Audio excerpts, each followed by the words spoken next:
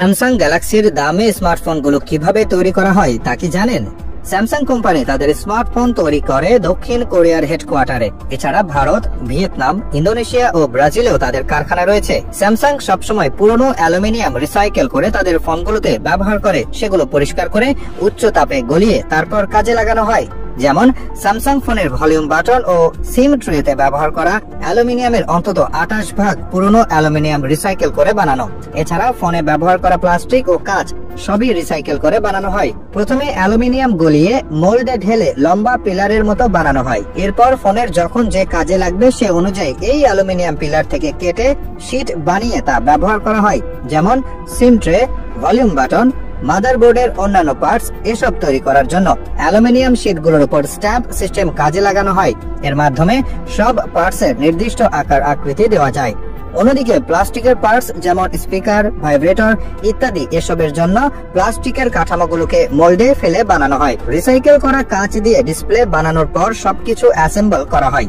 এর আগে অবশ্য একটা বিশেষ মেশিনের সাহায্যে মাদারবোর্ডে ক্ষুদ্র ক্ষুদ্র পার্টস গুলো বসানো হয়। তারপর অ্যাসেম্বলের মাধ্যমে তৈরি হয় স্মার্টফোন। তবে এখানেই কাজ শেষ নয়, এরপর শুরু হয় নানান রকম পরীক্ষা নিরীক্ষা। অটোমেটিক মেশিন দিয়ে ফোনগুলোকে বারবার ফেলা হয় উপর থেকে।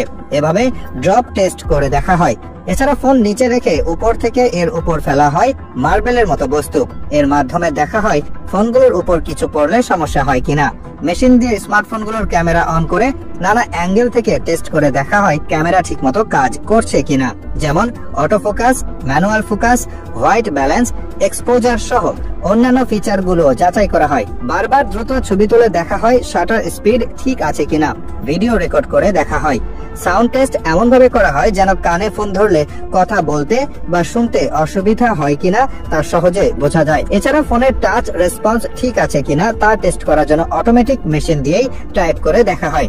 অন্য অপশন গুলো পরীক্ষা করে দেখা হয় মিস টাচ হয় কিনা আর ফোন ঠিকঠাক পারফরমেন্স দিচ্ছে কিনা। চিপসেট পাওয়ারফুল হলে বা কম শক্তিশালী হলে আলাদা ফলাফল পাওয়া যাবে। তবে চিপসেট অনুযায়ী পারফরমেন্স অনেক কম দেখা দিলে ধরে নিতে হবে ফোনে সমস্যা রয়েছে কিংবা র্যাম ম্যানেজমেন্ট অথবা সফটওয়্যার ইস্যু রয়েছে। এছাড়া ব্যাটারিও টেস্ট করে দেখা হয় ফোনে চার্জ কেমন থাকে। ফোল্ডিং ফোন হলে বারবার ফোল্ড করে বা খুলে দেখা হয়। এভাবেই স্যামসাং স্মার্টফোন উৎপাদন ও টেস্ট করা হয়। ভুল যাতে না হয় সেজন্য এই সব কিছু করা হয় অটোমেটিক রোবট সিস্টেম দিয়ে। এজন্য স্যামসাং এর এই কারখানাগুলোকে বলা হয় ফিউচারিস্টিক ফ্যাসিলিটি। সারা বছর এসব ফ্যাসিলিটিতেই মিলিয়ন মিলিয়ন স্মার্টফোন তৈরি করে স্যামসাং কোম্পানি। কোরিয়ার সিওলে বড় হেড অফিস থাকলেও ফোনগুলো তৈরি করা হয় গুমি শহরে।